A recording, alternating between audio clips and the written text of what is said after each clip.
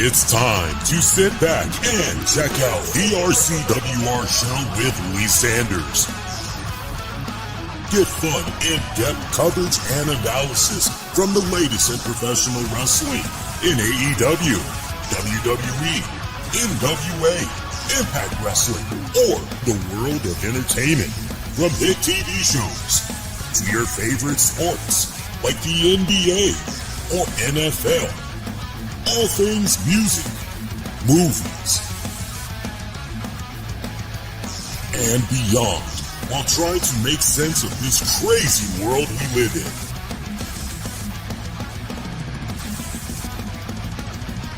All while keeping it honest, insightful, and interactive since 2011.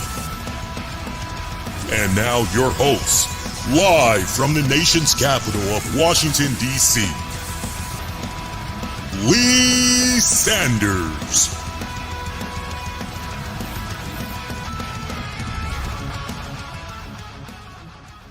Hey, how's it going, my pretty babies? Lee Sanders with you guys. It's the return of the RCWR show for this Wednesday night. Yes, I know most of you guys are used to me on a Monday night, but no, it is Wednesday night, December 11th, 2024. We are just 2 weeks plus away from Christmas. Hope you guys have got that shopping out the way. If you haven't, you still got some time, especially if you're going to be mailing it off to some loved ones. You still got time to make sure it arrives at your loved ones, whatever their destination is. But you got plenty of time up until Christmas Eve, believe it or not. So hope you guys been well. So I put the post out a little bit late on social media a couple of days ago, but honestly, your man has been slammed because of final exams. These past couple of weeks, I have just been cramming,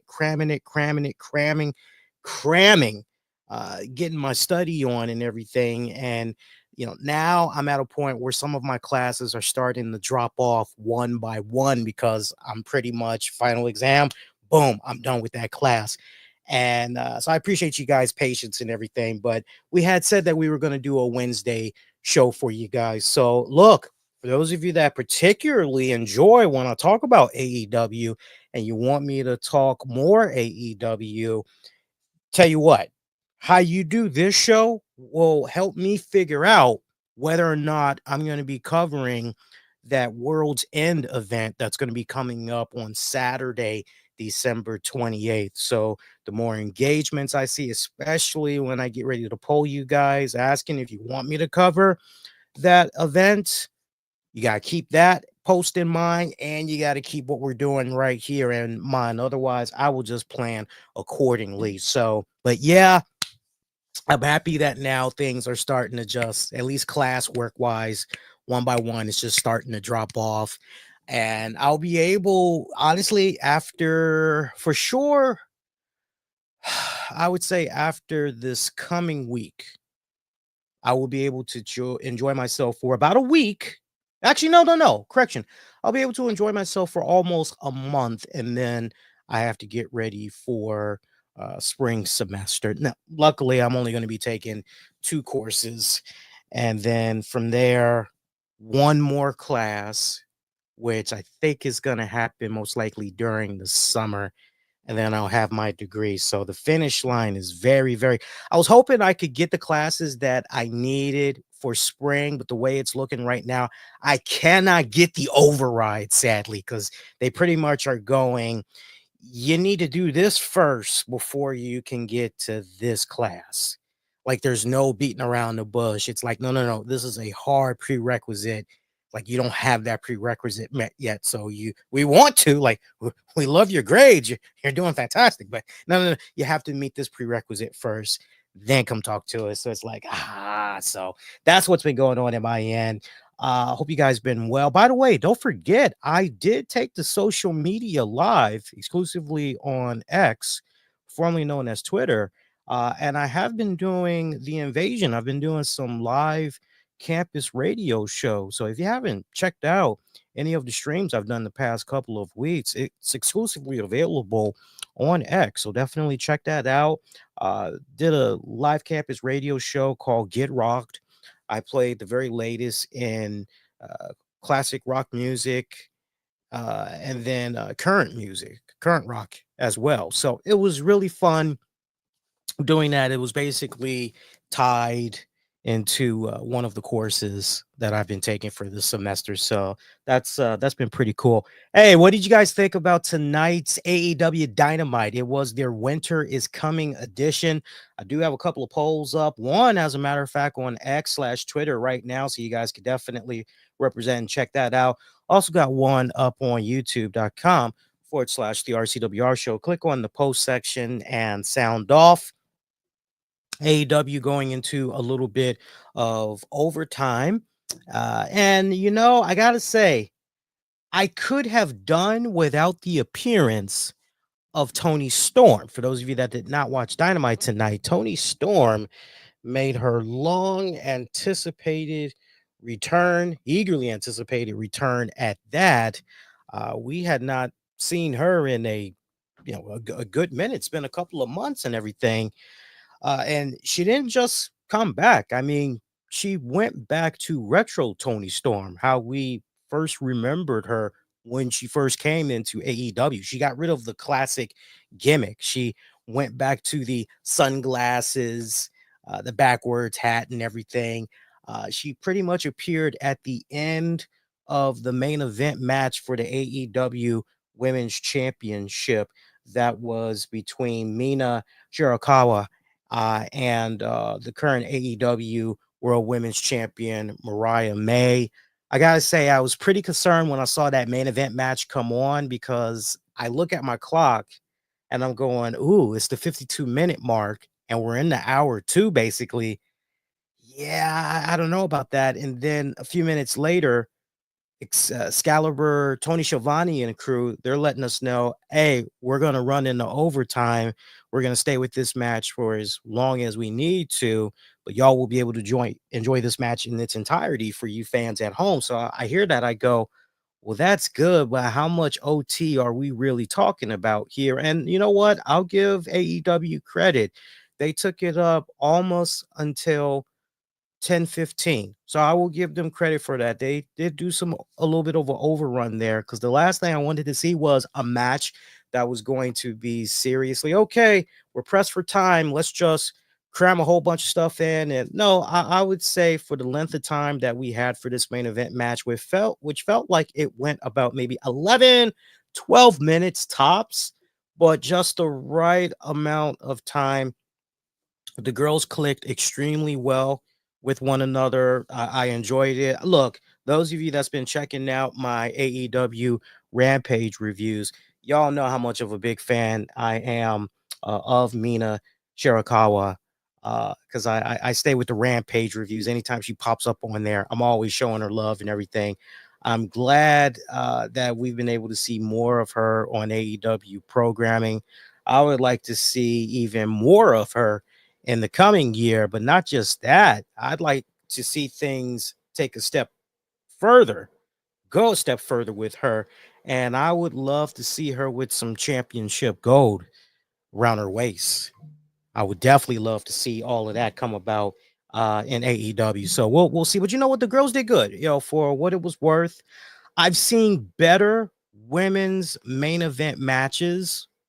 Definitely as far as AEW goes, I've seen better women's AEW matches, but for the most part, that one was it was good. It was good. I thought they did okay. We had some Continental matches as well. I'm really coming around and have been coming around these past couple of years to the Continental matchups.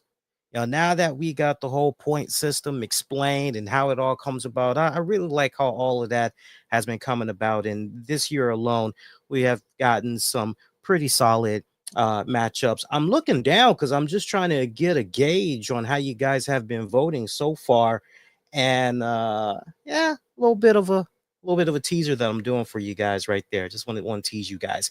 We opened up the show with the AEW World Champion Jon Moxley and the AEW Trios Champion Pac taking on Switchblade, Jay White, and Orange Cassidy. Moxley, Pac picking up the win via DQ. Was an okay match for the most part. A little bit too long-winded in some areas for my personal taste. But I don't know how I really feel about this, because there's a part of me that looked at this and felt Jay and Cassidy should have won this, because, okay, yeah, the numbers not exactly on Jay White and Cassidy's side, which is even more the reason why when I looked at this match, I'm going, yeah, it should be a dub just out of nowhere. But this, what are they calling themselves? Death Riders, Rough Riders, whatever the hell they want to call themselves, with Moxley and crew, just immediately pounce on the baby faces post match and everything. I mean, it just made more sense to me, especially given the fact that it wasn't like there was anything on the line titles wise. So I'm looking at this going, yeah, this should have been Jay White and Orange Cassidy, but it wasn't. So very lacking in that department. Cassidy tried to drag Page off of Moxley, because remember, Hangman Page did get in there fixing for a fight. Cassidy, Page, they're kind of going at it a little bit there. Then things start getting very physical, very intense with those guys. So they start going at it and everything. Meanwhile, Moxley, Yuta, Pac, Marina, Shafir, they all attack, pretty much leaving their victims all laid out there. Uh, I still am not. I got to be honest with you guys. As far as high point, low point for AEW television, this whole thing that's going on with Moxley in this stable, it just it feels very flat to me. I wish I could be on here and say, "Oh, I see the potential," and it's not doing anything for me personally. If there's anybody that I'm excited for, that's part of this, I'm not excited for Moxley. I'm not excited for Castagnoli. I'm not even excited for Yuta. I'm excited for Marina Shafir, because I want to see more of Marina Shafir, because the way we were first introduced to her in AEW, it's okay, you're that woman that WWE essentially passed up on. Okay, now we're gonna see what's up. Now we're gonna see what you're capable of. Maybe they dropped the ball here. Let's see. And very quickly, she became a joke, right down to the point. Remember, she got repackaged there, had the whole little uh, gift that was going on, little video package going on. You know, I know, whatever the hell that crap was she said a while back. I was like, oh, no, no, no, no, no. And for all intents and purposes, Tony Khan, AEW, and crew, they really were not able to capitalize on that and really turn it into something. And so I like that they have essentially gone back to basics, if you will, with Marina Shafir. That combined with the fact that she's gotten better in the ring, I'm more excited to see this whole entourage, mainly because of Marina, because I want to see, what they're able to do with her. But, it just seems that they have just continued to have her really be in the background there, just really babysitting Moxley's championship inside of a briefcase or whatever. But I'm hoping that everything that is happening behind the scenes that hasn't already gone down yet will go down, because I just a little bit I've seen of her as far as in-ring action goes off and on these past just couple of months. I would say 3 is kind of stretching it, but definitely past 2 months I'll commit to saying, from what I've seen of her in-ring work, I'm going, okay, yeah, she's coming along, leaps and bounds improvement. All right, let's see her move on to some other stuff. We got a ridiculous Bandito promo. He was riding half naked on a horse. It was just some of the silliest. I get what they were trying to go for. Yeah, they were trying to do their own little unique take to a spaghetti western. a scene from a spaghetti western movie. You know, you think about the Dollars trilogy and all that with Clint Eastwood, Man with No Name. It's also known as that. And it kind of seemed like they were trying to go for something of that magnitude, but it was very, very cornball cheesy. Uh, yeah, I'm gonna leave that alone. I'm gonna move on to the next one. Love Bandito though. I do love Bandito. Good stuff from Bandito. Christian Cage was watching what was happening in the opening match, and afterwards hearing John Moxley say in regards to Orange Cassidy and Pac and Hangman Page, pretty much, yo, World's End, Fatal 4-Way for the AEW World Title. Christian Cage responding to that, going, Moxley, I got an issue with not just you, because I can't stand you as champion, but I got an issue with the other people that's going to be getting this title shot opportunity in this fatal 4-way. And he just pretty much was picking off everybody that seems, we didn't get a confirmation that the names I just mentioned, that's going to be all part of this fatal 4-way dance with Moxley for the title. But you're just left to assume, yeah, this is how it's going to be looking coming up at World's End. But Christian Cage letting his voice be heard that, you know what, Moxley can do whatever, have however many opponents he wants to face, but all eyes needs to be on him because he still has that contract opportunity, and he is greatly teasing, not promising, as he hasn't doubled down just yet, but he is saying where he sees an opportunity at World's End, he will cash in that contract. So will that opportunity present itself? We'll have to watch World's End and find out how it all is going down. But before he's able to roll out, Hook just comes out of nowhere, beating the holy hell out of him, applies the red rum. Cage able to fight him off, runs away and everything. Some pretty solid stuff. From there, our Continental Classic match for the Gold League, Claudio Castagnoli taking on Will Ospreay. Ospreay picking up the win. 13 minutes. Great match. Loved it. Probably one of my favorite highlights of the night for this episode of Dynamite. Would love to see more of these guys get it on. So with that in mind, with the points that Will Ospreay picked up, and again, we're talking about the Gold League, I am looking at a updated bracket for you guys that I want to share. And again, this is for the Gold League. So this is where we stand now. Darby Allin, 3 points. Claudio Castagnoli, 6 points. Will Ospreay now has 6 points total.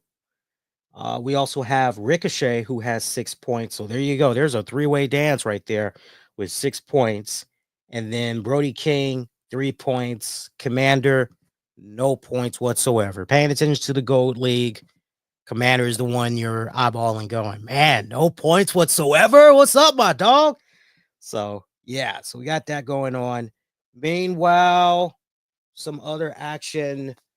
Renee Paquette chatting it up with Ricochet, wanted to know how he was going to be preparing for his match later on in the night against Brody King, which, by the way, that was actually another pretty good match. We'll talk about that in a hot second.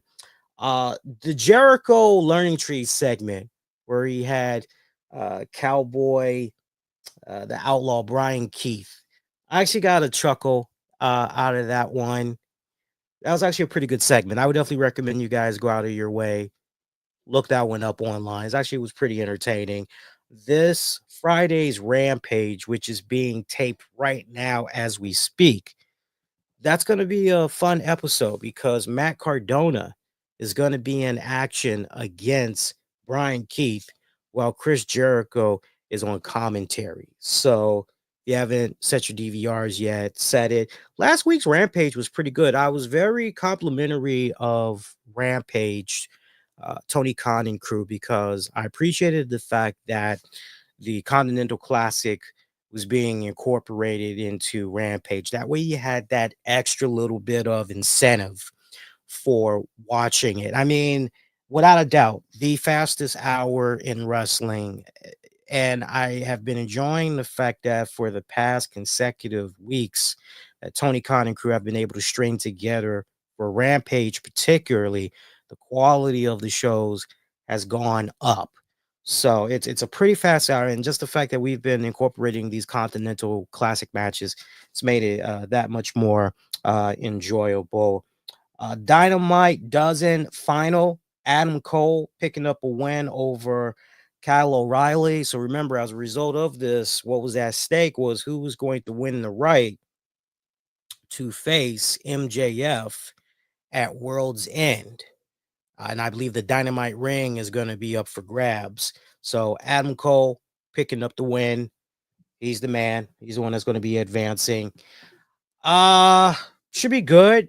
I mean, just the fact that these two have had a long history that has played out before our very eyes and everything should be a pretty look on paper. You're going, okay, everything we know, everything we've seen on paper should be good.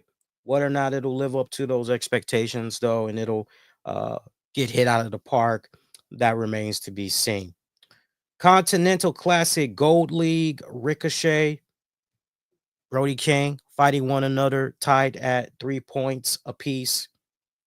Ricochet coming in at the end with the victory, much like what we got earlier in the night. You know, this was another case right here where you pretty much had big man versus somewhat small guy formula that worked extremely well in this one.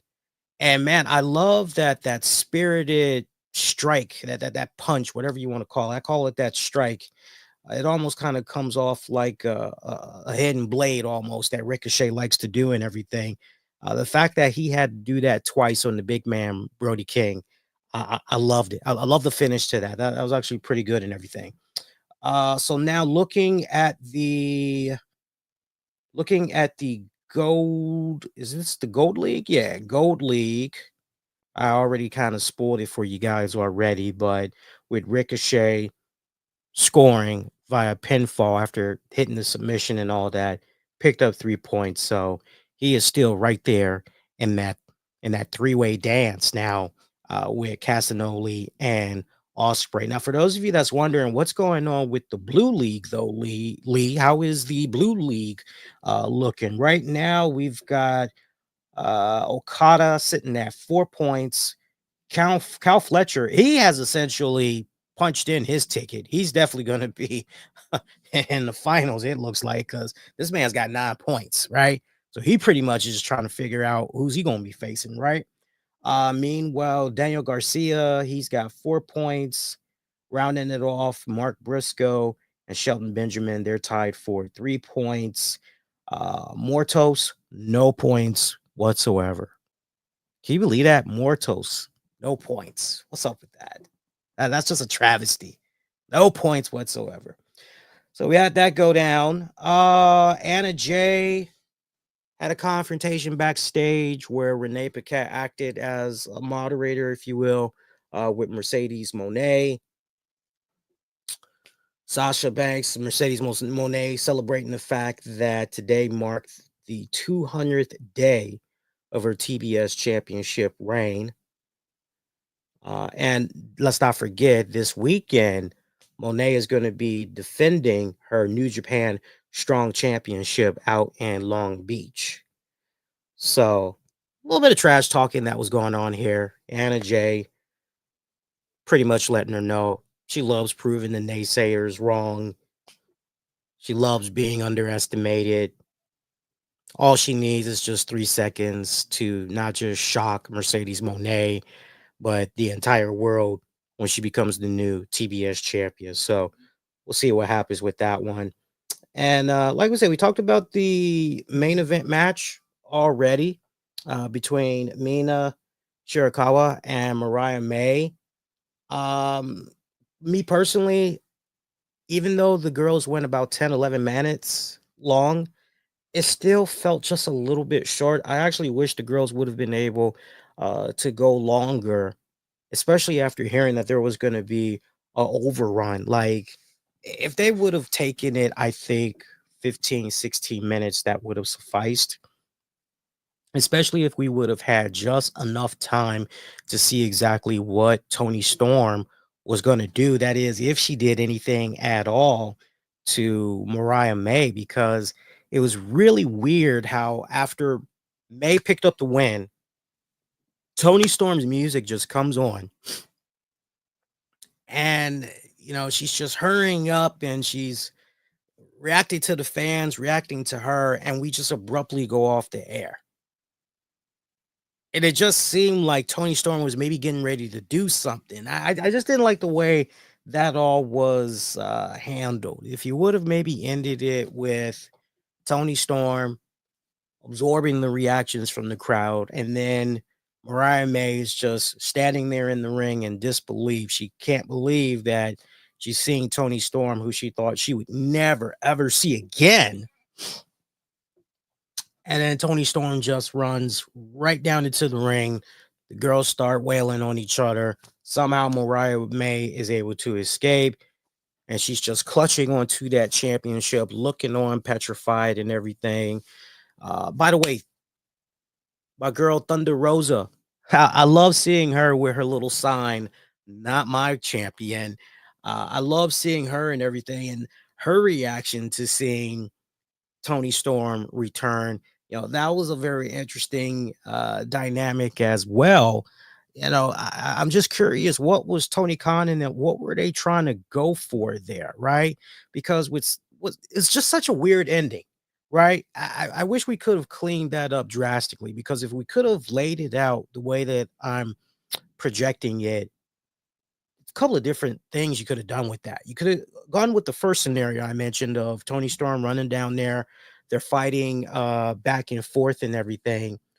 Or you could have had a case where Tony gets in a couple of licks on Mariah, but then Mina Shirakawa, she still has that love, that affection, that appreciation for Mariah May. The two of them, they came up, and when it's all, said and done, it's kind of like, well, you know what? Not for nothing, girl, but I would have done the same thing to you if I would have been champion. So no hard feelings. We somehow, oh, wow, both of them are on the same page still after everything that we've seen transpire with these girls. What the hell? And then if you wanted to incorporate Thunder Rosa, who's at ringside, to have her run in there, basically coming to the aid of Tony Storm. Oh, okay. So the way this is kind of maybe going to be looking here potentially, we're going to see Thunder Rosa, Tony Storm team up, Mina, Mariah. Okay, this makes a little sense, but Thunder is still kind of in this position of her own where she's seeking that AEW Women's Championship as well. That would have been another way. I'm very curious just where exactly Tony Khan and crew, where are they going here? And just more specifically, was there more to how this segment was supposed to end and we were cheated out of it? Or was it supposed to? Because it feels very incomplete. It did not feel like one of those, oh my God, dead, cliffhanger going to next week. It felt more like, well, what the hell happened? You know, Especially once it went off the air and we had the little narrator saying, now back to your regularly scheduled programming, already in progress. And we're going back to Wipeout. Like, what the hell, man? But still, pretty solid episode for this week, I think. And to Hemlock, appreciate you. Hemlock saying, thanks for the review. I can never catch a live show lately. Yeah, that seems to be the case for a lot of people. Look, honestly, for me, when it comes to these Wednesday night Dynamite shows, I mean, the quality, it's for the most part, it's taken a nosedive on Wednesday nights, but I have been enjoying what's been going on with the Continental Classic. And what I saw from Rampage these past couple of weeks made me go, okay, well, let me see what's happening with Dynamite. And I found some entertaining aspects here and there. I mean, Ospreay never disappoints. Ricochet, for me at least, never a disappointment. What's been going on with the women's division as well? I've been enjoying those.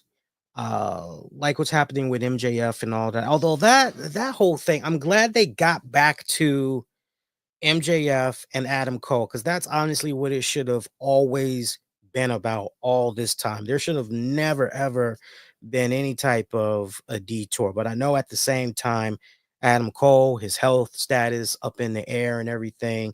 Like I get that. I get that. But definitely some bright spots. I'm more interested. I don't care for the Mercedes Moné reign as the double champion right now with that New Japan Strong title she has and the TBS. I don't care for. I'm more interested in the Anna Jays, the Willow Nightingales, Queen Amanda's, Layla Grays, and I'm more interested in all those girls than what's currently going on with Mercedes Moné. So I hope that. And look, I know. Before anybody mentions it, I know AEW is going to be coming to my neck of the woods next Wednesday. I'm not going to see the show. I did try to look up some tickets. I tried to look up tickets, and for what they wanted, for my personal taste, very expensive. Very expensive. I looked at that and I said, "You must be joking." No, no, get out of here with that. Like I just thought it was way too expensive. So I said, "Nah, that's okay." Like I was telling wifey, because I was talking to the wife about it. I said it would have been nice to finally be able to say, "Hey, I went to an AEW show." And then we both had a hearty chuckle when I said, "Well, technically, I did have an AEW first show, the Jericho Cruise, some years back." And, kind of had a hearty laugh about that. And the wife who was like, "Yeah, almost 5 grand later, huh?" I'm like, yeah, good point. So, but no, I'm not going to that AEW show. Hope it's a good one though. Hope it's a good one. Look, we got the Continental Classic that's going to be continuing and all that, so that should be pretty good. That alone is just worth the admission alone at this point. Let's see what you guys had to say about this week's Rampage. I am looking on the poll, X, formerly known as Twitter, at the RCWR show. Let's see how you guys have voted.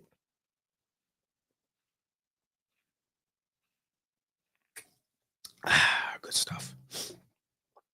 I got a tie at 12%. Half of you said below average show, and the other half of you said average show. Appreciate you guys that voted. 25% of you said terrible show, while 50% of you said it was a awesome show. Appreciate you guys that voted via X. Let's see how you guys voted over on YouTube. Apologies in advance. I got the sniffles. I am recovering from a really bad cold that I got too several days ago. My mother-in-law came up for a visit, and I give her a lot of credit. She does her very best when she comes up for a visit. She wears a mask and she disinfects everything but you can do that all you want. There's still going to be some airborne stuff. So me and the wifey ended up getting sick. Her symptoms, though, the wifey's wasn't as bad as mine. So I'm still recovering. So forgive me if you hear me continue to sniffle here. I got that, and my neck is hurting really bad. I took a muscle relaxer last night, some ibuprofen, and the back of my neck has just been hurting. Feels like I got some type of I don't know, crook or something that's going on. YouTube, I'm seeing right now, 100% of you thought it was an average show for tonight. Appreciate you guys that have voted. Pretty solid show though. You're asking me straight. I thought it was a pretty kind of an average show. Solid show, but an average show. Nothing really too extreme, nothing really too, right home about and everything, but pretty decent overall, man. Pretty decent overall. So we got that out the way. What is going on with this stuff about Rey Fenix and his time in AEW? Did you guys hear about that stuff. I mean, that is just some crazy, crazy. What the hell? So, for those of you that maybe missed it, Rey Fenix, brother of Penta, Zero Miedo. We know that he just recently became a free agent.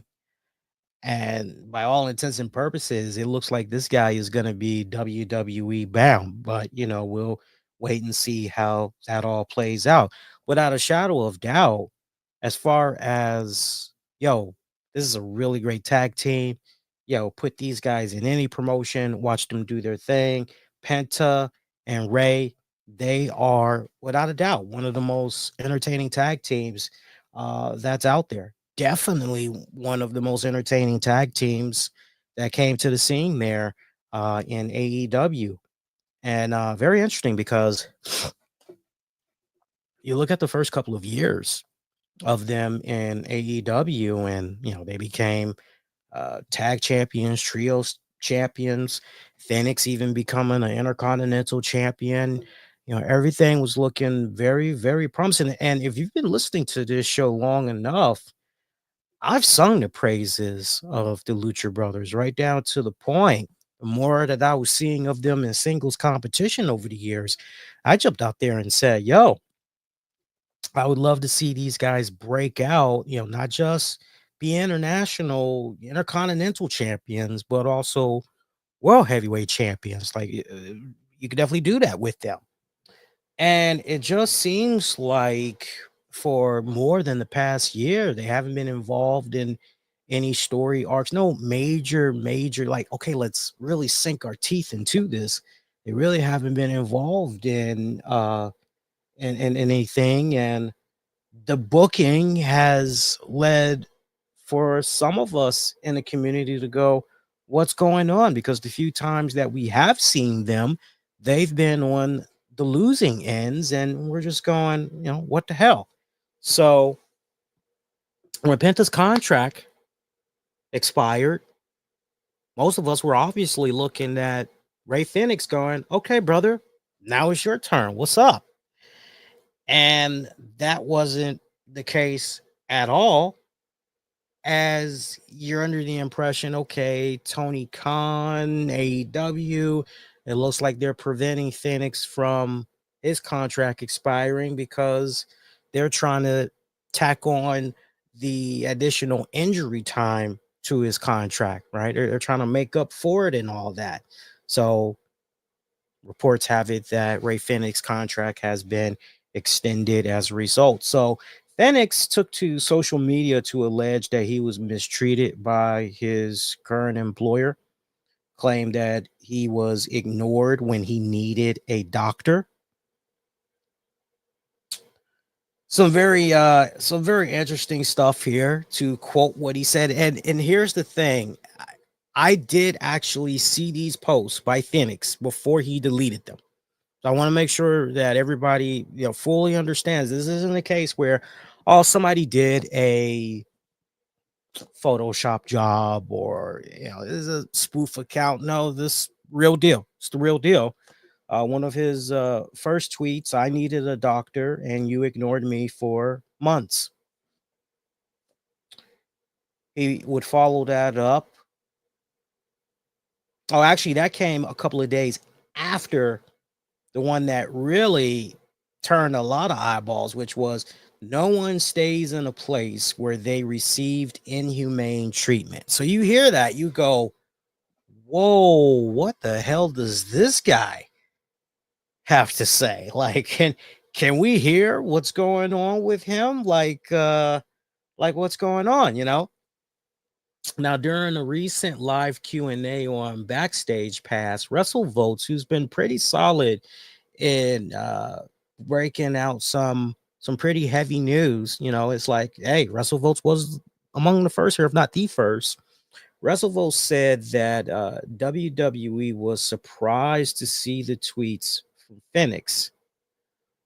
While they hadn't lost interest in the luchador, they wanted to investigate the situation, saying, quote unquote, hearing that there were those in the WWE that were surprised where Rey Fenix tweets.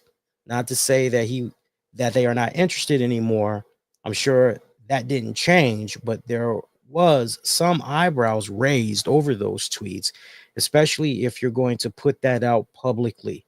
I think the WWE is going to do some digging into what's going on.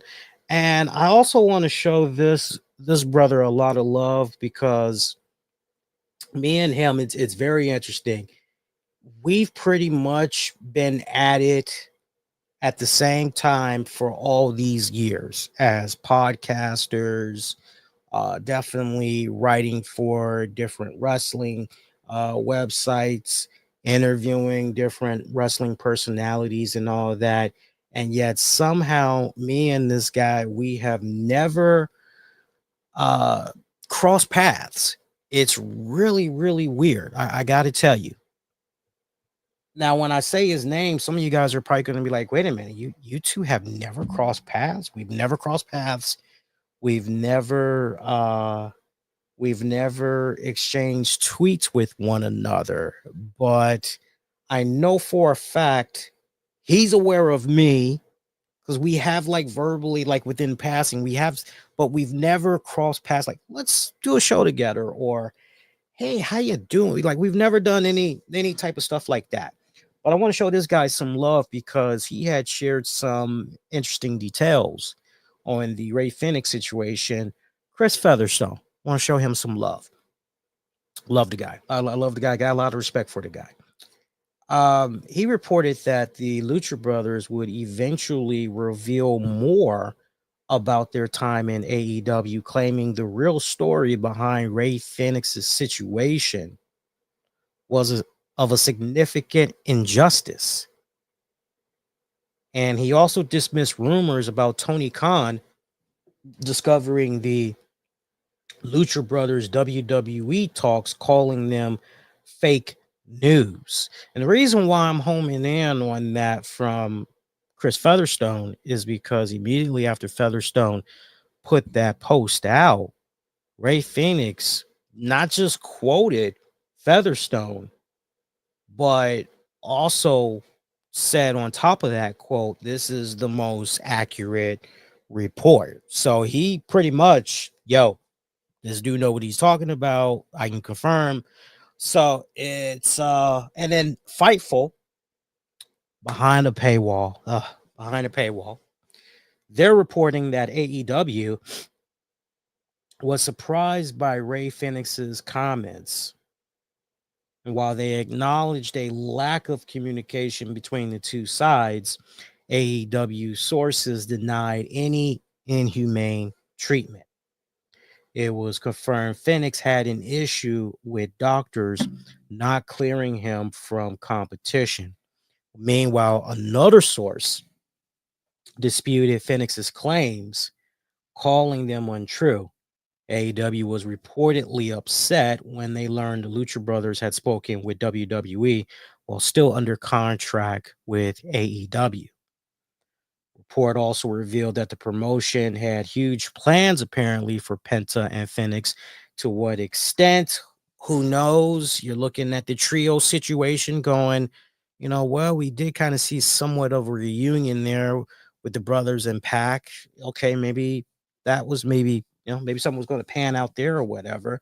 But regardless, one thing is for certain, we don't know exactly when Fenix's contract is going to be expiring, whether it's going to be expiring this year, first quarter of 2025. We don't know what's going on. We don't know what's going on. So that's where things stand. Look, if I'm AEW, if I'm Tony Khan, I'm looking at this stuff that's going on right now with Rey Fenix, and I'm going to give it to you right between the eyes. Okay.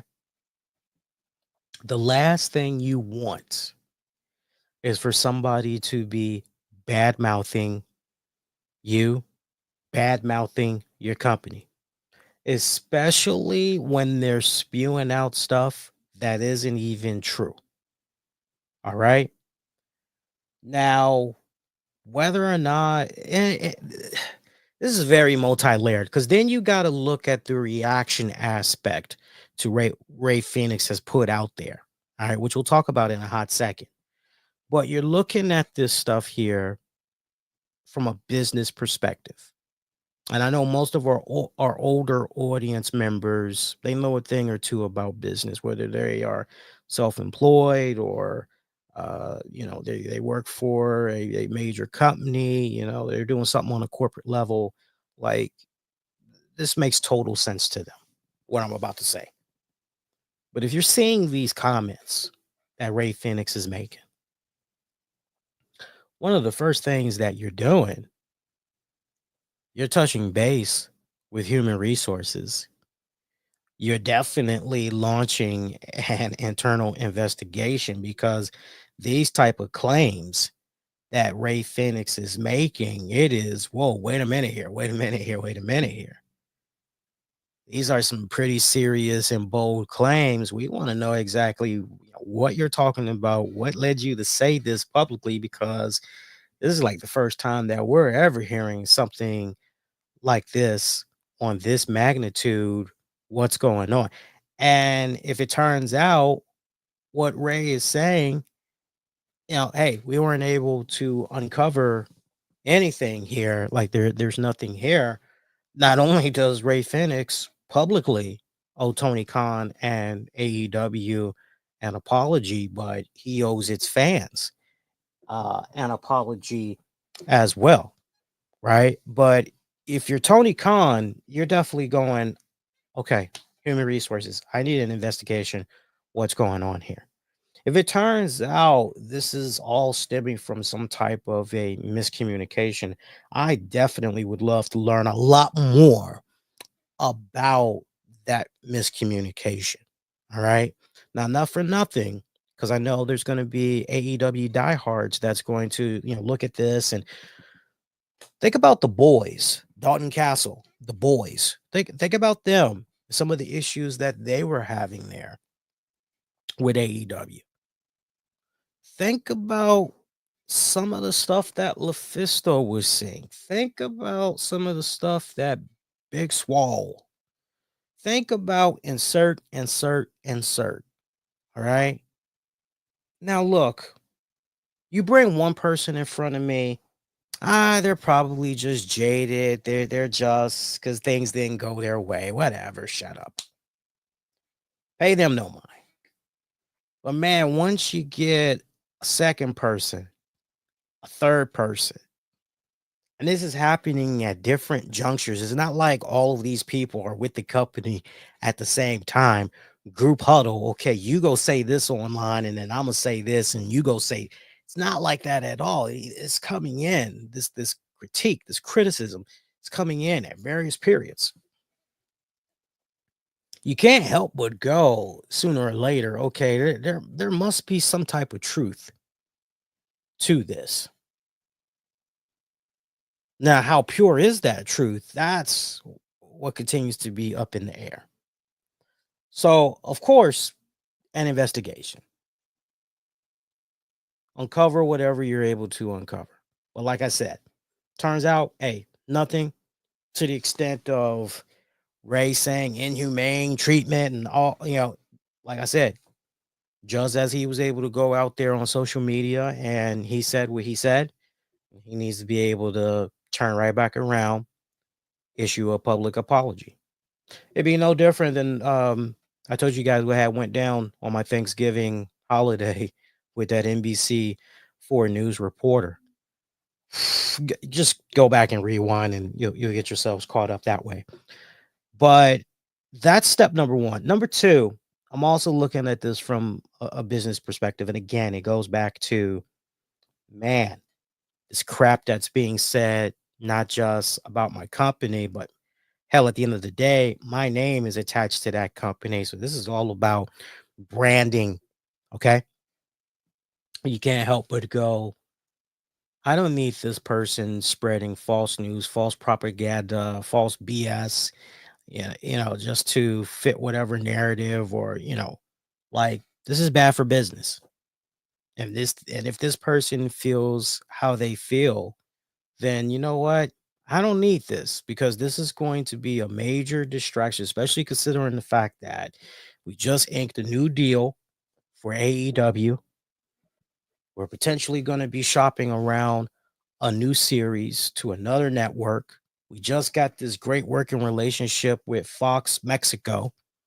We're about to start streaming episodes and pay-per-views on Max. We got some more stuff coming down the pipeline that includes working on a new video game. And we got this knucklehead saying, like, no, like if they're gonna be like that, they don't want to be part of this ride or whatever. They want to act all butthurt and not make up for the additional time that we've tacked on to their contract. Okay, well, tell you what, then we're gonna take back some of our money. Either you give us back our money to get out of that contract, or you're gonna have to work those additional dates for that new extended period that we've tacked on. I mean, it's like, but you ain't gonna be able to take our money and run, right? So definitely from a legality standpoint, and again, this ties back to human resources, but now you definitely got to bring your lawyers in there and try to iron all this out. And if that means you need to put some type of a gag order on Rey Fenix for X amount of years, like to the point he can never speak on, then so be it. That's how I would handle this. Now, you all may have a different opinion about that, but how I'm looking at all of this, that's just where I'm coming from. But it doesn't look good. Now, let's address the other elephant in the room here. Let's look at these posts that Rey Fenix put out there. Because let's say what he is saying is true. On the one hand, you're going, well, good for you. You can't help but commend him to jump out there and speak his piece. But then on the flip side to that, you're also looking at, once again, a divided fan base. You go in those comments, and I can only imagine you're going to have some that's going to be looking at Rey Fenix, and they're going to be calling him a sellout, a traitor, or he's just trying to do everything in his power humanly possible to, go over the WWE and call him every single dirty name in the book, wish upon him great harm, death, whatever. You're going to have all that crap that's going on. And you already got those death to AEW. AEW sucks. All right. You got that rhetoric. That's all out there. I hate that rhetoric personally. I hate it all. I hate all that crap. Right. But my whole point is, with Rey Fenix saying what he is saying, this sadly, amongst the wrestling community, just how we're talking about it right now, this sadly is not going to be a case where it will generate a constructive conversation amongst everybody in the wrestling community about, hey, let's look at the broader picture here and some of the points that I just highlighted for you guys about, seems like over the years, this person has said something, this person has alluded to, and this person, and I'm thinking about Cody, I'm thinking about Punk, I'm thinking about, and you trying to tell me all these people are wrong? All these people got it wrong about AEW? All these people don't know what they're talking about? There's no smoke. There's no fire. Everything's just fine in AEW. Sadly, we're not going to have those. We're not going to have those type of conversations. Now, you might be able to get those on some really good level-headed shows like this. You might be able to, for sure, Solar Monster, a couple others, for, Bischoff and them, for sure, they'll bring up some very valid points. And speaking of Bischoff, did you guys see Conrad Thompson in the video package there for All In Texas for next year? I just looked at that and said, wait a minute here. Conrad, what you doing there, man? Bad enough. I see the comments over there on their channel. Bad enough. Conrad be getting ripped because everybody's like, oh, he's a diehard AEW fan. Look how he stayed defending. Look how he stayed defending AEW there, man. Even when Bischoff has something, constructive to say, and but he's being critical at the same time. He's not trying to dog Tony Khan and crew, but and some people would say, well, you could have fooled me because you look at the title and thumbnails there, and it's suggesting otherwise. But I had a hearty chuckle seeing Conrad right next to Tony Schiavone at the press conference and all that. And, it just, you just can't help but wonder, because not about the whole Conrad situation. I'm not even thinking about that. But what really struck me besides seeing Conrad, which was funny, seeing Big Boom AJ in a cast talking about how, he's going to be out of his boot in a couple of weeks and he'll be training in a few weeks. And so, we'll see what happens. And I'm looking at that going, man, I can only imagine the type of medical care that this guy was able to receive in a very timely manner. And then just thinking about whatever the hell Rey Fenix is talking about, whatever he's alluding to. That's all I'm saying. That's all I'm saying. So I'm going to leave it there for now while we're talking about injuries. Definitely a speedy recovery to Bronson Reed. Says he underwent surgery earlier today for that broken foot he suffered at Survivor Series in the main event. And it's being reported that he's going to be out past WrestleMania 41 come April of next year. So that is, I did not think for the love of me that we would get all of those injuries because we got three, right? Three of them. It was Bronson Reed. And then who else got injured? I think something happened with Jimmy, right? I think something happened with Jimmy. Something happened with Tongaloa. I got one of the lows probably mixed up, but to have all that bad luck in one match, you're just going, oh, like that. You could not make that stuff up. So to everybody that is injured, I hope you guys have a speedy recovery, man. Seriously, have a speedy recovery. So we got that going down. By the way, the New Year's what's that? NXT's doing New Year's Revolution. I'll come back to that later. I was really thinking about NXT Deadline. Nice event. I did watch that from over the weekend. I thought that was a very enjoyable event. More enjoyable than the Survivor Series. I gotta say to you guys. I don't know. I don't know where you guys stand on that. Although I did poll you guys wanting to know what did you think about NXT Deadline. Here's where we stand right now. I'm seeing on YouTube, got a three-way tie at 14%. Average show was an option. Below average show was another. Terrible show was another. And I'm seeing a tie at 14% for all of those. Meanwhile, top dog, 57% of you said it was an awesome show. Loved it. I especially love the NXT underground match between Lola Vice and Jada Parker. I gotta agree with my boy Julian Cannon. Julian said, yo, Jada Parker got mad cake. Yeah, Jada got mad cake.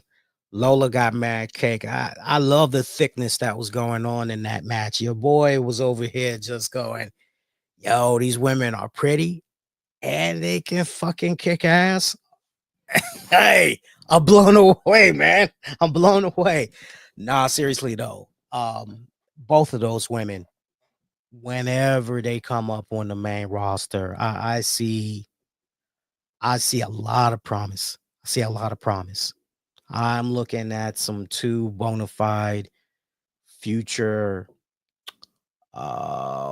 leading heads for the women's division, especially that Jada Parker.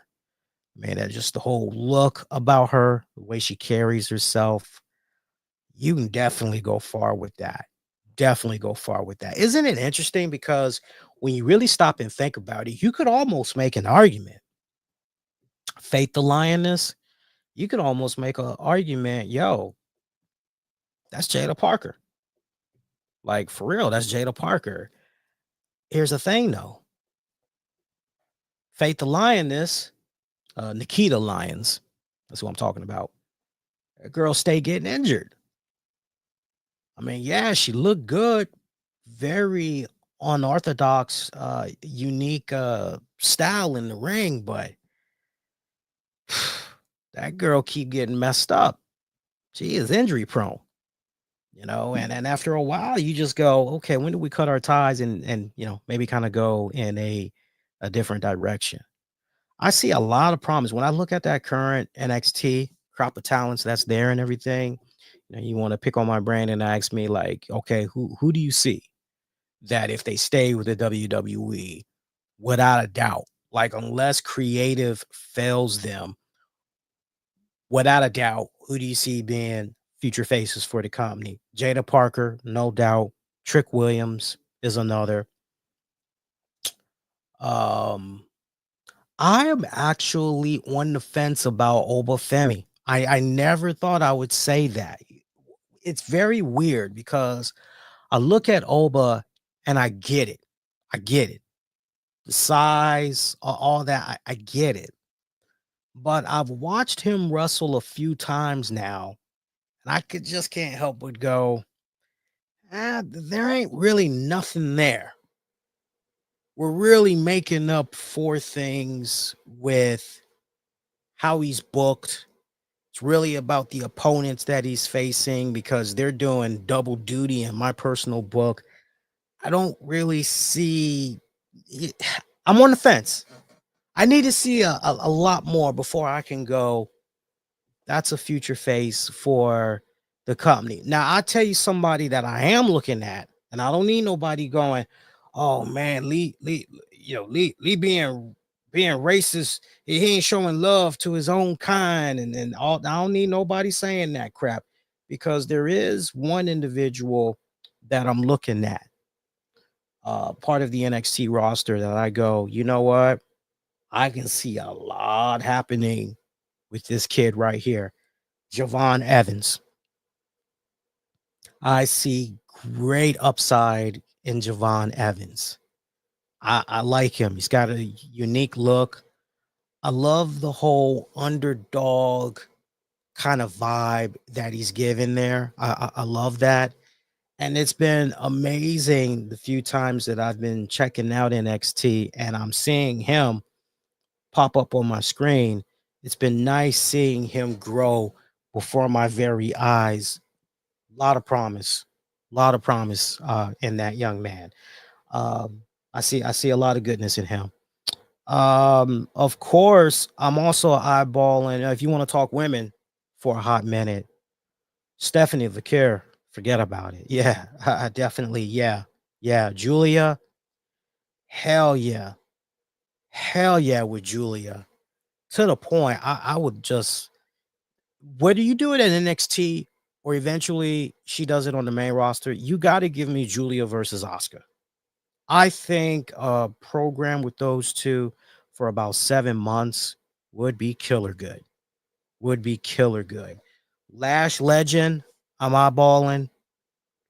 She showed me a lot earlier this year, and they've kind of scaled back on her just a little bit, but I definitely need to see her in 2025 have a really strong breakout year. And I hope WWE gives it to her. But she's definitely somebody I always am excited to check out. Just trying to think if there's anybody else I'm eyeing there. Ethan Page, like, I mean, that's kind of like a no-brainer. And we kind of already saw with what he was capable of from another company. So I'm not really tripping over Ethan Page. See, Tony D'Angelo and that whole gimmick, I think that's great for NXT. I think if you were to try to transfer that to the bigger stage of Monday Night Raw and SmackDown, I don't think it's really going to translate that well. I really don't. I hope I'm wrong, but I really don't think it would transfer that well. Just trying to think if there's anybody else. Of course, Gigi Dolan, Fatal Influence. Yeah, I see some uptick in them for sure. Roxanne Perez. I'm still a little bit on the fence about Roxanne Perez. That's a kind of another one of those situations where, okay, in the NXT world, yes, but how would that really translate on the bigger scale? I think the only way that would really translate on the bigger scale is if she had a really good and strong female to work off of. And who I'm picturing that could probably get her over, I mean, big time get her over, is not who you think. It's not who you think. For those of you that's going, oh, you're probably thinking Becky Lynch or you're thinking Charlotte. No, actually. I'm thinking someone along the lines of, see, you've already done it and there really wasn't a payoff. But I'm thinking about Trish Stratus and Zoe Stark. But I'm picturing Roxanne Perez getting a rub off of a legend like that. Hell, AJ. Whenever AJ Mendez comes back, I could even see something of hey, Roxanne Perez, turns out she was a big fan of AJ Mendez growing up. And, if you want to do something, I could see something of that magnitude happen. But she's going to need to be in some type of a supporting casting role in order to really blow up from there. I personally feel. But yeah, they got some pretty good heads in NXT that I look forward to watching. There was some guys that they had on there. I'm actually looking at it here. Hank Walker, Tank Ledger, Tyson DuPont, Tyreek Egwe. Nothing. I felt like I was watching, what was that Las Vegas wrestling promotion several years back? They are now defunct. Oh God, we used to talk about them all the time. I think one of their sponsors was Sam's Towing Company. Oh my God. You guys got to forgive me because I cannot think of the promotion now. I wish I could remember. Who was the champion? Caleb with a K was one of the world heavyweight champions for that promotion, I think, if I'm not mistaken. I'm drawing a blank. Gangrel was over there. He stayed popping up for them.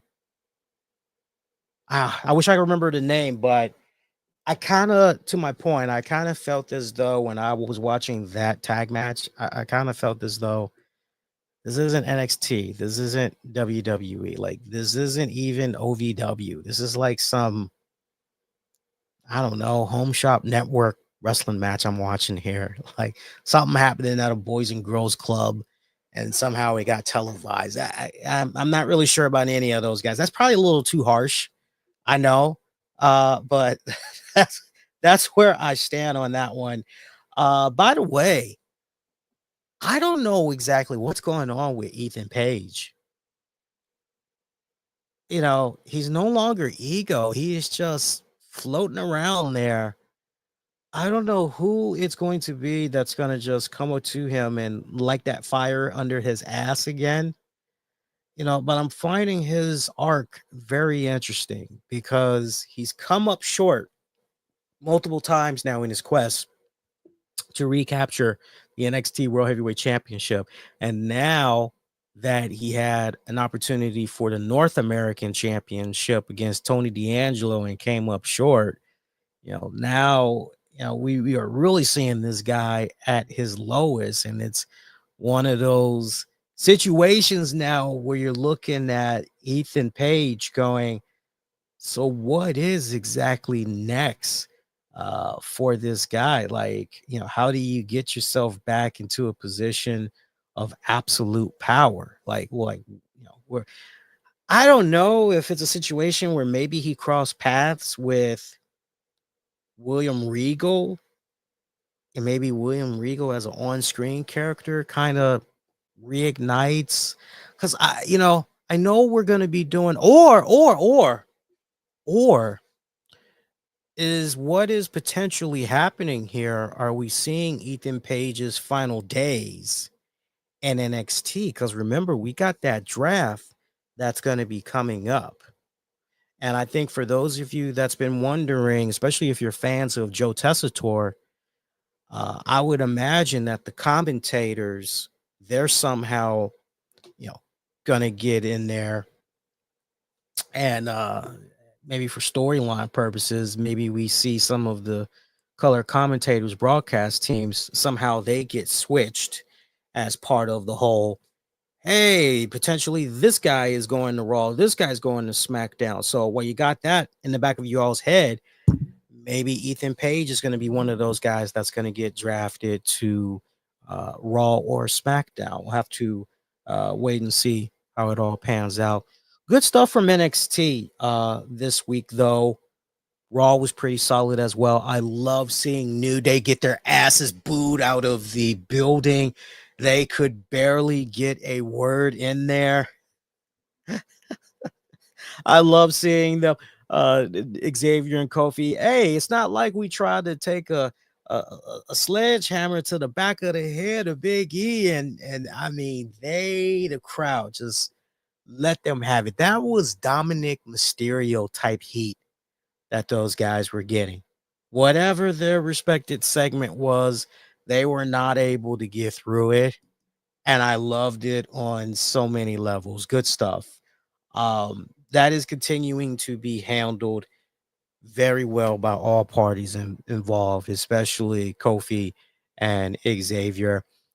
Right before they came out, I love that nice little touch that Cody Rhodes had for them when he came across them backstage going, I've known you guys for a long time, especially you. We go way back, to high school days, and uh, say he's very disappointed in them, almost kind of like, you know, uh, Beaver's son, leave it to Beaver. You got the dad, Beaver, I'm very disappointed in you. It's just kind of felt like one of those type of moments. And Xavier's just going, now you want to talk about disappointment, huh? Okay. All right. I loved how all of that played itself out. Boys did good. Hit another one out the park for this week.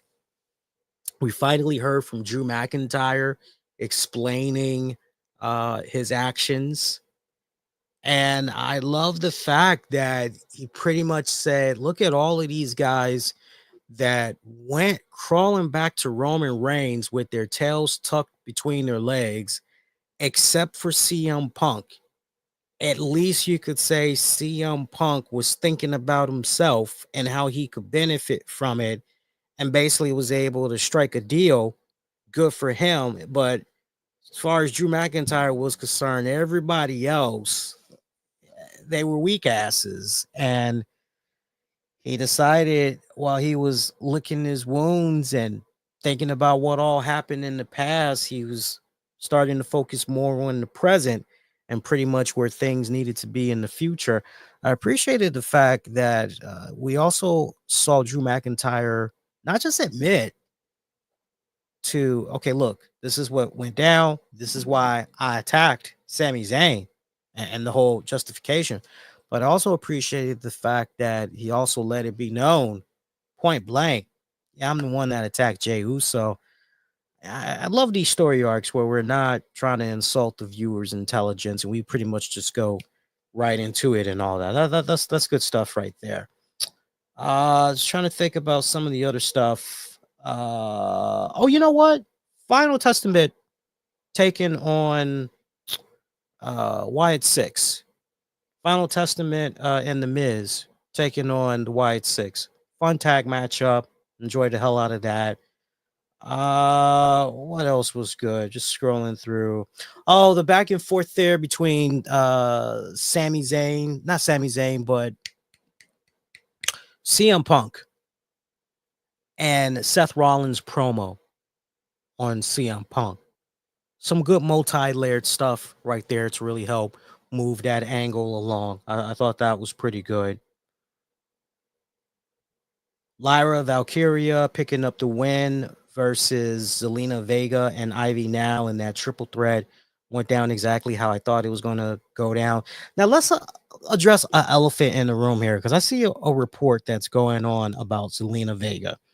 There are a lot of people that are under the impression that Zelina Vega said goodbye to the WWE because apparently after this triple threat match was over, she was seen waving goodbye to the fans. And a lot of people were under the impression that, oh, you know, she's getting ready to leave, you know, her contract must be over, and all that other stuff. Shout out to PW Insider. They are reporting that Zelina is still under WWE contract for several more years. So what the heck that's about? Because now you have people going, oh man, well maybe she's pregnant. That's what's going on. She's pregnant and she's gotta step away for a while. So this is pretty much the reason why you know, she was waving at the crowd, is because she, you know, Malachi Black got her pregnant, and as a result of getting pregnant, you know, she's now gotta go off TV for a little bit. So, you know, my wife has worked in various forms of healthcare many years. I explained to her the situation, and I said, yeah, so what's up? And she's like, well, from what I always understood, you know, she's like, you know, for sure, you definitely don't want to be doing anything in the second trimester. That second trimester, you don't want to be doing anything. I'm like, okay, well, what about that first trimester? And she's like, the first trimester, she's like, I think it really just depends on what type of physical activity you're in. Quite honestly, she's like, but for the type of stuff that Zelina Vega's doing, yeah, you know, you really don't want to be doing the type of stuff that, you know, she does as a wrestler. Definitely not in your second trimester. You can forget about that third trimester. You're not doing it. She's like, but that first trimester, she's like, that can be a little tricky because the minute that you find out you're pregnant, you know, and you find out how many, you know, how far along you have been in that pregnancy, you know, that's usually when whatever physical activity you've been doing as an athlete or entertainer, that's usually when it stops, like Cole did in its tracks. And so we both agreed that, like, okay, well, you know, if she is pregnant, WWE definitely would not have put her out there in that triple threat match, and she's doing all the stuff that she's doing. So please, people, do not drink the Kool-Aid that is floating around out there where people are going, yeah, she's pregnant. That's why she waved goodbye. She's pregnant, and this was WWE's way of, you know, taking her off TV for a little while because she's pregnant. Maybe she was just, look, it might not be a juicy enough answer, but maybe she was just waving because she appreciated the fans and she was just giving them a little love back. Maybe she was saying, uh, uh doing that wave because she was going to be taking a couple of weeks off to be with her husband for the holidays, and they're going to be traveling to see family. So she's not going to be on WWE TV for a little bit. It's like, I know those aren't sexy enough. That's not juicy enough. But please, let's not go with the whole she's pregnant. That's why she waved. I don't know why I got y'all sounding like y'all country, by the way. I don't know where that came from. But yeah, please stop. Just stop. I hate when we do that. I hate when we do that as a community and we're just going out there speculating all kinds of, weird crap, you know. And as far as that sporting activity goes and all that, pretty much, once a woman finds out that she's pregnant, like really all physical types of activity, like extreme sports activity, like can't do. Aerobics is fine, yoga, swimming, walking, jogging, like all that's fine. But like jumping off of a top turnbuckle doing a hurricanrana on a motherfucker and yeah, you can pretty much forget about that. Hey, here's your updated card for this Saturday's main event. Saturday night's main event. By the way, how you guys doing in WWE Supercard? I know they rolled out last week the first wave of main event cards. I managed to grab an Ultimate Warrior main event card. And I grabbed a Wendy Richter card. I grabbed a Sensational Sherry. I've got a Farrell. I got two Farrell main event. I was about to call him Robert Roode. I know it ain't Robert Roode though.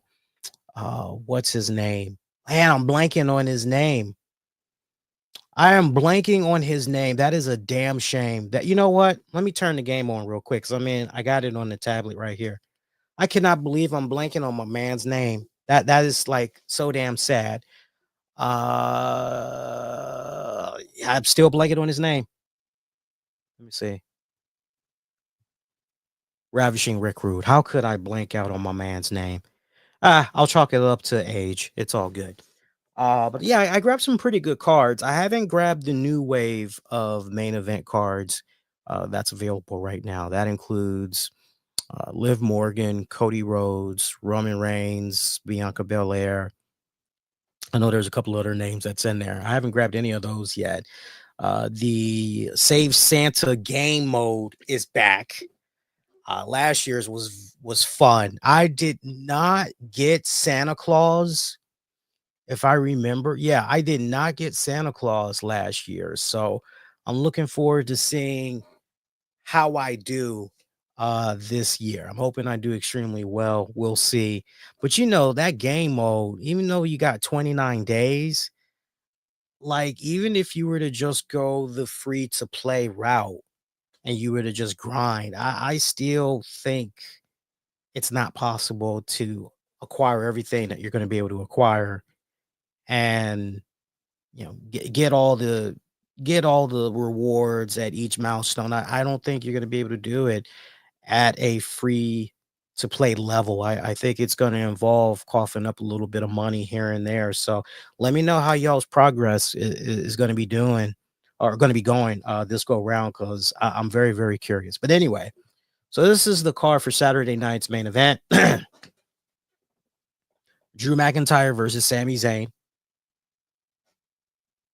We've got for the women's United States Championship match, it's either going to be Bayley or Chelsea Green versus Mishan or Tiffany Stratton. For the World Heavyweight Championship match, that's now become a triple threat. We've got Gunther versus Finn Balor versus Damian Priest. For the Women's World Championship, Liv Morgan defends against Io Sky. And for the undisputed WWE Championship, Cody Rhodes defends against Kevin Owens.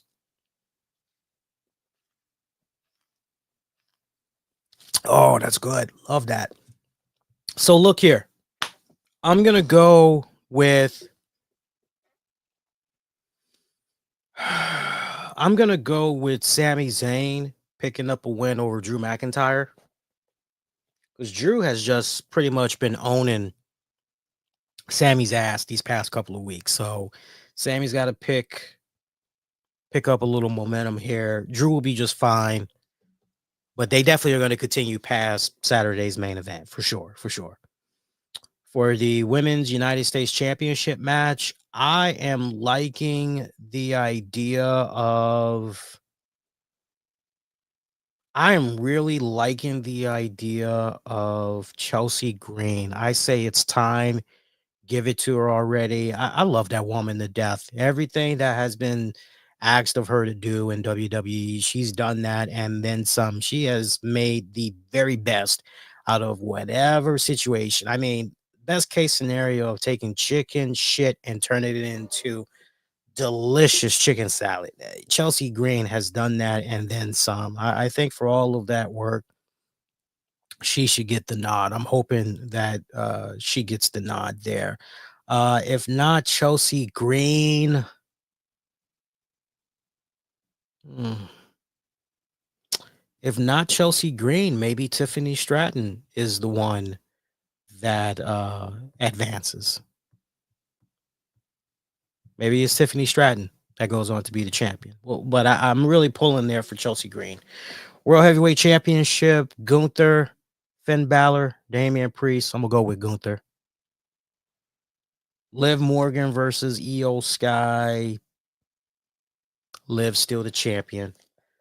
Cody versus Kevin Owens. Forget about it. Cody.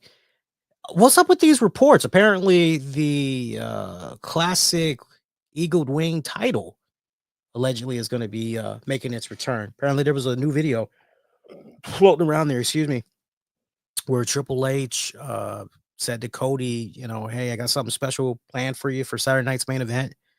And then the rumors are that the title is going to make an appearance. So, I mean, if that's going to be the case, I can't wait to see it. How close to what we remember from yesteryear is that design going to be? Because, they got to do that modern, updated touch to it and all that. So, but if that's what's planned, I can't wait to see that. Now, for those of you that might be curious, am I going to do a Saturday night's main event post show? No, because that is pretty much going to be my birthday this year. It falls on a work week, the work week that's coming up. So me and the wifey are going to be celebrating it kind of in advance a little bit this weekend, actually this Saturday. Her job is holding a little function. I can't think of the name of the place right now. It starts with a B as in boy, Bazarios. I can't think of it, but it's this nice little uppity place where you could have fancy drinks, you can bowl and do all kinds of stuff. It's somewhere out in, can't even remember the location now, but it's a nice little fancy location. And so I'm going to be tagging along with her, and we're going to be doing that because we both have been working pretty hard. Our schedules, like, it's usually one of those cases where she's coming, I'm going, or vice versa. So it's been really weird, especially with my loaded up semester of classes. So it was really nice to catch up with her Thanksgiving week. And it was one of those deals where I said, hey, wrapping up 2024, like we got to spend a little bit more time together. It's like, because we aren't really, spending enough time as it is. So I'm looking forward to doing that. I would be willing to talk about Saturday night's main event, though, the next day. Maybe we could do a Sunday afternoon post show talking about it, or I could just share my thoughts on it overall on that coming Monday show. So I'll probably poll you guys, pick y'all's brains, see what y'all got to say about that. But I will be watching it because it's definitely going to be on my DVR. So I'm looking forward to checking it out. Got some news on the Janelle Grant lawsuit against WWE. Vince McMahon looks like that has officially expired in regards to a stay in the Janelle Grant lawsuit against WWE.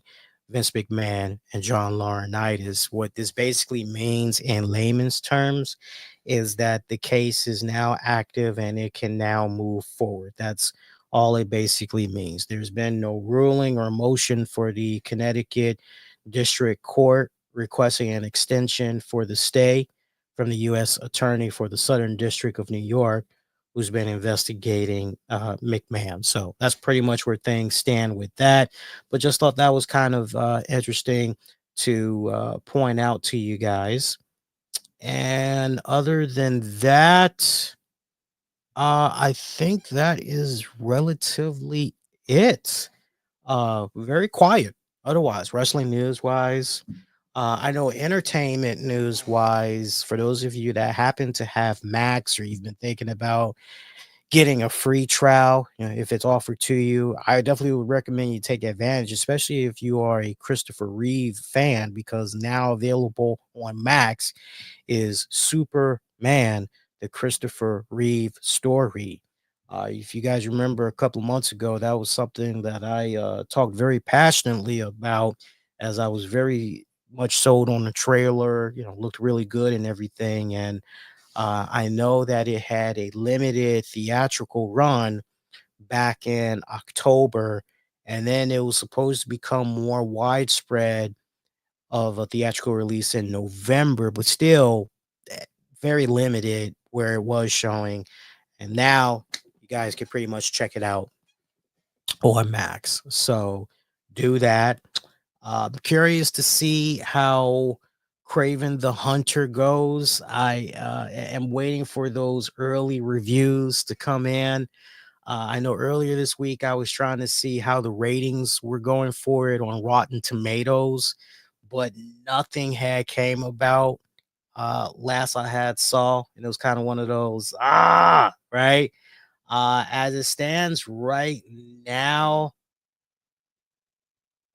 some early reviews are coming in, and I'm seeing that it is a complete dud. At least that's what Cinema Blend is saying here. But what about Rotten Tomatoes? Does Rotten Tomatoes have any early ratings right now? Let's see. Last I saw it was no, but let's see what's going on with it now. See now it's got early reviews. Now it's got early reviews. I'm seeing 15% out of 100 on Rotten Tomatoes right now. So look, I tried watching the Morbius movie.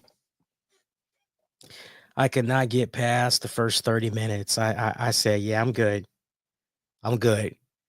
Just, I don't know what it is with Sony and them trying to tackle comic book character, but them and comic book characters, it don't mix. And I love every time they be coy about Spider-Man, because every time they're coy about Spider-Man, it's like, y'all not gonna mess up that bread and butter. Like you need to do that right, or else you're gonna have a lynch mob on your ass. So I like how they do their very best to, hey, look, on the one hand, you're going, look, at least they're not whoring out Spider-Man in the Sony universe. At least they're not pimping them out to these really bad movies. But at the same time, it's like, man, won't you just like get in contact with Marvel Studios? Let them help you really flush out these things better. Like, seriously. A movie is bad, as in the case of Kraven the Hunter. A movie is bad when there is an 8-minute trailer. Never in all my years of paying attention to movies, reviewing them, all that, never have I heard of an 8-minute trailer. I've heard of a 2-minute trailer. I've heard of a 3-minute trailer. 4 is really pushing it. But I ain't never heard of no goddamn 8-minute trailer. That lets me know all I need to know right there of, oh, you guys got it all wrong. Please see our movie. The movie is really good. And just to show you that it's really good, like look, here's, and see, you would think that with a character like Kraven the Hunter, and when I was a kid, I was a big Spider-Man fan. Still am to this day, but back then, I collected all of them, like whatever it was, amazing, spectacular, sensational, whatever the hell the title was. Anything Spider-Man related, I collected them. And I remember having one of the first, somehow I came across one of the first early comics that involved Kraven the Hunter. And I remember being very fascinated by that character. I loved hearing about his origin and all that. And I just thought, wow, this is really like seemed very believable. So how could they get that wrong? Was my question going into this movie. I gotta tell you though, the trailer didn't really look promising. Few trailers that I did see before they announced that they did an 8-minute joint looked kind of promising, but here's the critical response right now. Aggregator Rotten Tomatoes, you already said 16% of 49 critics reviews are positive with an average rating of 3.7 out of 10. Metacritic, which uses a weighted average, assigned the film a score of 33 out of 100 based on 24 critics indicating generally unfavorable reviews. So that is not good. What I'm mainly going to be also paying attention to is that budget. Looks like they did about 110 to 130 million dollars for their budget. Very curious how much of that they're going to be able to get back, if they're going to be able to break even. But I think this is one of those movies, if you're like to pick my brain a little bit, this is going to be one of those movies where I'm not going to pay to see it in theaters. But I do know a friend that actually goes around and he'll like record. He actually records either with his phone or, he'll go retro with a camera. And, I usually hook him up with a couple of dollars or get him a 6-pack of beer or whatever, and he hooks me up. I'll be seeing it this weekend. Let me put it to you that way. So if you're curious, just come on back for Monday's show. I'll be able to give you my thoughts about Kraven the Hunter. So if you want to hold off dropping that money, hold off. Come check out the Monday show. I'll have a review for you guys. Just wait. Other than that, let's call it. Yeah, let's call it. We did about an hour, 35 minutes of show. I want to recognize some of our sponsors because while I was away, we actually got an opportunity to hook up with quite a few sponsors, and I'm happy to welcome these guys on board as we're going to be working with some of these guys for the next little bit. By the way, as I'm loading up our advertisers, I do want to give a shout out to you guys. I'll say it again as the year gets closer to wrapping up, but I'm just feeling kind of festive right now with the holidays and all that, especially Christmas. I'm just feeling very grateful, very appreciative of everybody that's taking the time out this calendar year to check out the shows, whether it's live, you're checking it out on demand, and or on the downloads. Appreciate you guys that always go out of your way and you represent on a regular basis. Really, it means a lot. And that's something that I never take for granted. That's why, if you notice, I always try to do my best to not do stuff behind a paywall. I know that, and there's no knock to my friends and colleagues in the podcasting world.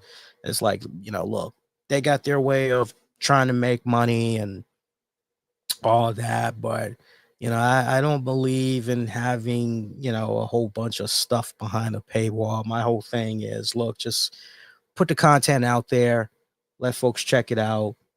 I've always believed in, if folks want to support their favorite content creator, podcaster, it shouldn't be forced down their throat to do so. Suggested is one thing, nothing wrong with suggesting and encouraging it, but to basically, hey buddy boy, if you want to get access to this, you gotta do the paywall. It's like, you can miss me with all that. Shout out to one of our first sponsors, mimosa9.com. They help you discover movies, TV shows, and music from their thousands of members who share titles in common, just like you. Just enter your 3 favorite movies, series, or music, and you can get ready from there. Mimosa9.com. Make sure you put in the actual number 9. And if you need that spelled, that's MIMOSA, the actual number 9.com. Shout out to them. Happy to have them on board as a sponsor of the RCWR show with Lee Sanders. I also want to give a shout out to the good folks over at Careball.com. That's Careball.com. Carebal. Careball.com. Make sure you check them out. They are in the media and entertainment industry. I want you guys to check them out. And they are a AI conversation partner, always ready to listen. This is an app that you can download on iOS and Google Play. It's a brand by AI Bent Medical Technology with the unique aim of combining entertainment and enhancement of human well-being in a single app. Medical experts and neuromental coaches have developed Careable for all of you. This is a personalized AI avatar in human form that's always there for you. It's a digital companion, speaks and understands every language, provides emotional support, mental health, even incorporates Chat GPT. I know that's something that a lot of you guys are very big on. So check that out. Appreciate having them on board as a sponsor. And last but not least, I want to give a shout out. There is a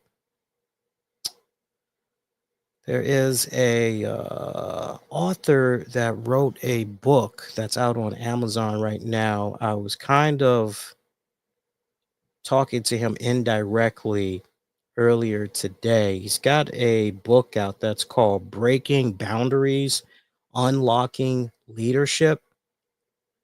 If you're ready to stop waiting for career opportunities and start creating them, Breaking Boundaries will help you set your course. Are you prepared to take control of your career and break through to the next level? This is perfect for professionals at any level. Breaking Boundaries is packed with insights on leadership development, team management, career growth strategies, and conflict resolutions. You'll also learn how to command a higher salary and maximize your earning potential, position yourself for advancement at any career stage, and build career resilience, develop trust with decision makers, and grow a network of allies.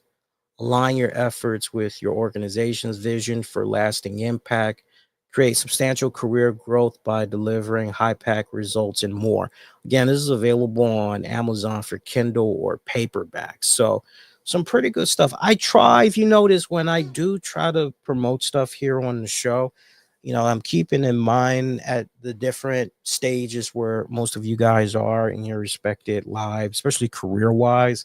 I try to make sure that when we do hook up with sponsors, it's definitely something that, honestly, first and foremost, okay, would this be something I would be interested in? Would this be something I would pay money for? And if I can answer yes to both of those questions, it's like, okay, well, then I know you guys are going to be interested in this as well. So that's how I always try to approach it. So appreciate all these sponsors that are working with us for the next little bit, especially through these holidays. So definitely check them out.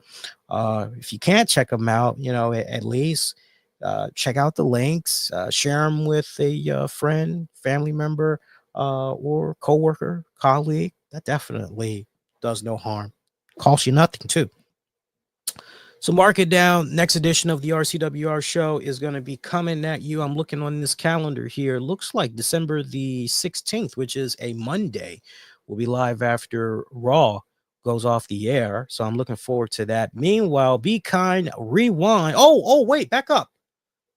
Look out for that poll. I almost forgot. Saturday night's main event. So although we're not doing a post show immediately after that goes off the air, I'm contemplating on maybe if we talk about Saturday night's main event, if maybe we do it as a special Sunday afternoon post show, or we talk about it on Monday's show. So when you guys see the poll up, and I'll have it up on YouTube. So go there, sound off, and we'll figure out how that's going to go. So either we're going to do a show Sunday, or we'll just talk about it on Monday, right? But I know for sure y'all are definitely going to get a Monday night show on the 16th of December after Raw goes off the air. So meantime, Be Kind, Rewind. Check out previous episodes you might have missed on demand and on the downloads wherever you get your podcast. Just search the RCWR show. Don't forget, I am also on X/Twitter, Facebook, Blue Sky. Use the keywords, the RCWR show. And until next go round, my pretty babies, I'm wishing all of y'all to be safe. Most importantly, be kind to one another. I will see you guys next go round. Adios, y'all.